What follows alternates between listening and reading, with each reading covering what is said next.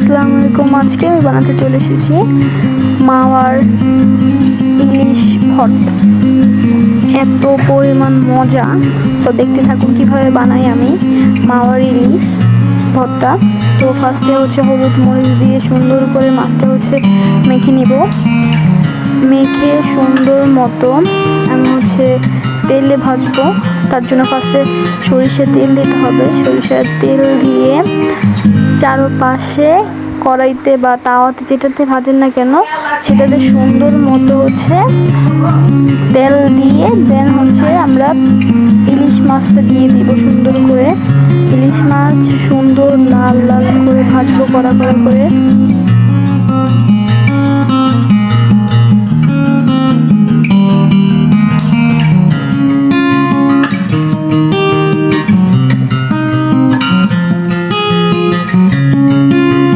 সুন্দর করে লাল লাল করে ভেজে নিচ্ছি, কারণ ভালো করে না ভাজলে ভর্তা যখন আমরা বানাবো তখন ভালো হবে না আর কি।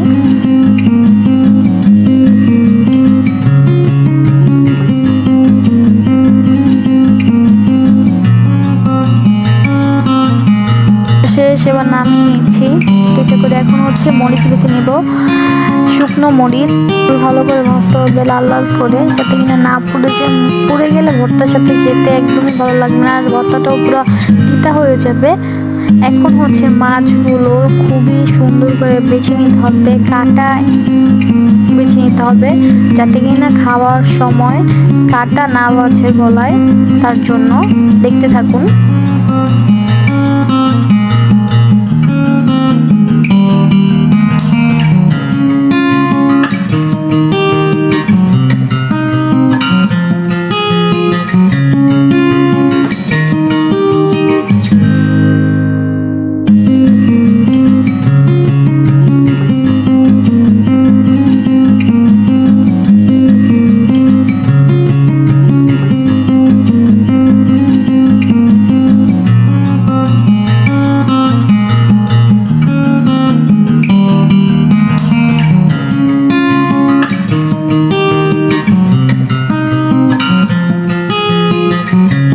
কাটাগুলো বাছা হয়ে গেছে। এখন পেঁয়াজ সুন্দর করে মেখে নিব।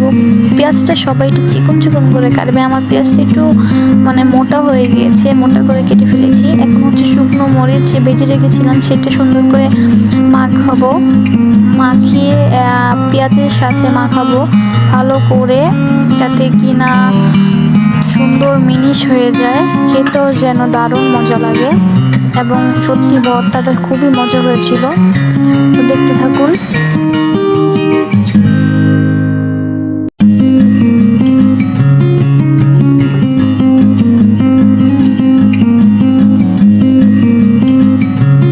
দিয়ে দিয়েছি ধনিয়া পাতা কুচি কুচি করে কেটে নিতে হবে। ধনিয়া পাতা মেখে নিচ্ছি। তারপর আমরা দিয়ে দিব সরিষার তেল। আমরা ফার্স্টে কিন্তু সরিষার তেল দিয়ে মাছ ভেজেছিলাম। সরিষার তেল দিয়ে ভাজলে মাছটা খুবই মজা লাগে, এবং ভর্তা তো সরিষার তেল দিচ্ছি। এবার দিয়ে দিচ্ছি মাছ, যেটা আমরা কাটা বেছে নিয়েছিলাম সেটা। এখন মাছটা দিয়ে সুন্দর করে মাখাতে হবে, মাখিয়ে দেন ভাতের সাথে গরম গরম ভাতের সাথে খেয়ে ফেলবো।